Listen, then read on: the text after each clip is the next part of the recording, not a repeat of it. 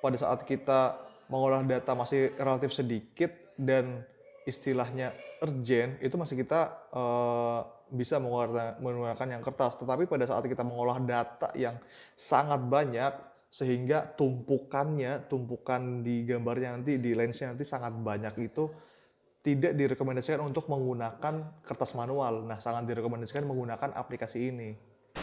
Baik, berikutnya kita akan belajar tentang software StereoNet. Nah, kita buka dulu softwarenya. Nah, masuk, new blank window. Nah, ini adalah tampilan awal kita masuk atau user face awal pada saat kita masuk ke aplikasi ini. Di atas ini tuh ada beberapa pilihan toolbar, ada file, ada ID, data, calculation, plot, view, windows, dan help. Nah, terus di worksheetnya itu ada StereoNet. Ini yang nampilin semacam misalkan kita dulu manual itu di kertas StereoNet. Nah, ini dia menampilkan ini. Nah, coba nanti kalkulasinya, input datanya itu ada di sebelah kanan ini. Oke, nah sampingnya ada details itu nanti dia akan memberi informasi detail terhadap data yang kita olah di sini. Nah, ini kayak longitude, latitude dari lokasi data yang kita ambil, terus elevasinya berapa, kapan waktunya, siapa geologis yang mengambil data tersebut. Nah, ini nanti diisi sesuai dengan preferensi teman-teman masing-masing. Nah, ini untuk petanya. Nah, nanti di sini kita akan fokus karena kita akan menganalisis kekar menggunakan StereoNet. Kita nanti akan berkutik di lines dengan lens ini, dua ini yang nanti akan kita sering pakai. Nah, kita langsung aja masuk ke langkah-langkahnya. Pertama kita masuk ke new dataset, kita pilih yang planes. Nah, ini dari format AD kita ubah menjadi AZ, yang artinya itu azimuth. Nah, terus kita ganti dengan data kekar, biar lebih mudah dalam kita membacanya. Nah, setelah ini, klik. Nah, di sini kita disuruh untuk menginput strike depth data kekar yang kita ambil di lapangan. Nah, sementara ini itu udah saya siapkan yang dari Pavlik sebelumnya. Kita pakai 40 data ini untuk kita olah menggunakan aplikasi StereoNet ini. Nah, ini kita input satu-satu.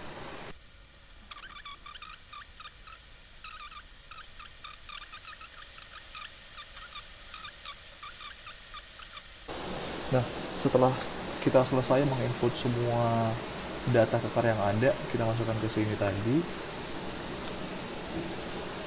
Langkah berikutnya, nah ini langkah berikutnya itu kita harus melihat pollnya. Nah, dengan cara klik calculation poll. Nah, di sini muncul kan pollnya ini. Di sini. Itu yang ditarik 90 derajat dari garis ininya. Nah, berikutnya klik plot. Nah, terus kita masuk ke kontur. Nah, terus ini post to data kekar.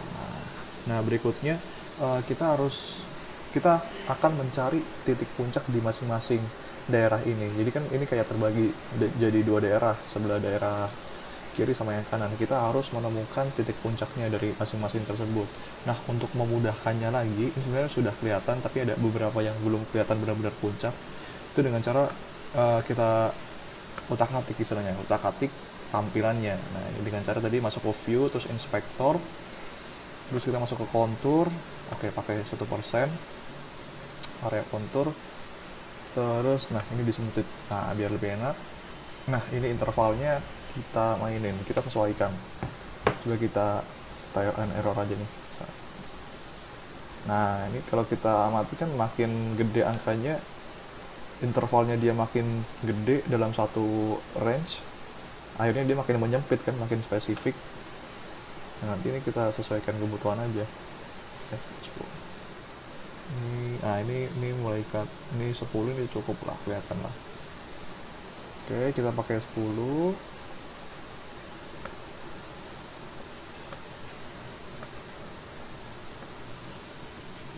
Berikutnya Setelah ini, karena sudah terlihat titik puncaknya, nah kita ambil titik puncaknya. Nah, sebelum ke situ kita harus aktifkan ini dulu. Nah, klik data, enter with mouse. Oke, nah nanti pada saat kita mau memasukkan data ini, kita harus pencet shift-nya. Sambil mencet shift, kita klik kiri satu. Nah, akhirnya munculkan di ad hoc lines. Terus yang kedua ini, klik ya. Jadi terbaca ada dua data yang kita ambil dari klik yang tadi. Nah, setelah itu kita masuk ke calculation, lalu plans from false. Nah, ini muncul plans from false to ad hoc lines. Yang ad hoc lines itu yang ini yang tadi, yang ada dua titik kita ambil, titik puncak kita ambil. Lalu, nah kita buang atau uncheck data kekarnya biar pandangan kita lebih bersih. Nah, lalu kita blok. Nah, dari data yang ini, plans from false to ad hoc line yang ini, datanya kita blok. Dari data pertama sampai data 40 pakai shift. Kemudian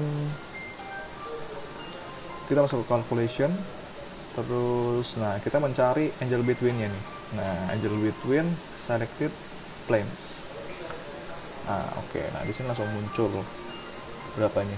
Nah, angel between-nya itu 119,7 atau 60 derajat. Nah, dengan intersection itu berarti interlimnya istilahnya. Interlimnya itu 25,4 atau 20,7 derajat.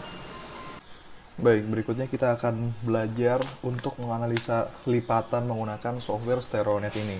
Nah, tadi sebelum masuk ke sini, itu tinggal klik aja file, terus new, nah nanti akan muncul tampilan seperti ini. Nah, bedanya analisa kekar dengan lipatan, itu biasanya yang sangat terlihat itu ada di jumlah input datanya, karena ini kan lipatan. Jadi, yang di input datanya, nah itu sangat simple, hanya ada dua. Jadi kenapa cuma dua? Mungkin bisa coba saya kasih gambaran sedikit. Nah, kalau lipatan, nah itu kan dia berbentuk semacam seolah gelombang. Nah, yang dihitung itu biasanya, atau dia nanti ada yang lancip seperti ini atau gimana, itu nanti tergantung bagaimana dia terlipatnya. Nah, cuma yang jelas di dua data itu kayak merepresentasikan bidang satu dengan bidang dua yang dilawannya. Makanya, kalau kita lihat secara nilai, nah coba kalau kita lihat secara nilai, itu dia akan bertolak belakang atau berkebalikan lah. Nah, ini kan dia angkanya dekat-dekat. Nah, tapi ingat, lihat arahnya kemana. Ya west, kalau yang ini east. Jadi berbalik. Nah, misalkan kita harus konversikan nilai ini ke northeast, karena yang di aplikasi itu kan asumsi arahnya, tolak ukurnya adalah northeast. Jadi kalau Nord 235W dikonversiin ke itu ke yang northeast tinggal 360 dikurangi 235. Jadinya 125 ya, 125. Nah, ini Nord 125 is, nah, dipnya 30. Oke, nah setelah ini tinggal kita input datanya ke aplikasi StereoNet ini. Nah, langkah pertama itu adalah kita bikin new dataset. Nah, kita menggunakan plans. Nah, formatnya kita ganti dari AD menjadi AZ. Kalau AZ itu adalah azimuth. Nah, terus biar kita lebih mudah dalam mengamati datanya, ini kita ganti namanya menjadi data lipatan. Oke, data lipatan aja biar gampang. Data lipatan. Nah, habis ini kita langsung menginput data lipatan tadi. Nah, 125 30 dan yang kedua 230 75. 230 75. Oke. Nah, setelah itu kita blok. Nah, udah di blok untuk istilahnya mentek lah. Ini kan ada beda nih pada saat kita nggak ngeblok sama ngeblok atau nge-select kalau di sini nih. Kalau kita klik salah satu kan akan menjadi kuning. Nah, itu kayak menunjukkan oh itu garisnya. Pada saat kita blok semuanya, nah ini sedang di tag semuanya. Nah, di blok terus kita masuk ke kalkulasi. Nah, terus to plans calculation. Nah, kita masuk di menu to plans calculation. Lalu checklist add to plot. Nah, ini dia. Nah, kita geser ke tab yang bisector. Nah, terus kita ganti ke obtuse angle. Lalu nah, ini add to plot juga. Udah oke. Nah, nanti axial surface yang dipakai itu memakai nilai obtuse yang interlimnya lebih dari 90. Nah, ini kan langsung muncul oh yang plane 1, plane 2 strike dipnya sekian. Nah, terus line of intersectionnya itu 238,2, angle between plane-nya 95 sekian, acute bisector sekian, obtuse bisectornya sekian. Nanti obtuse yang dipakai itu yang interlimnya. Oh, nanti nilai cari yang karena interlimnya ini dia lebih dari 90.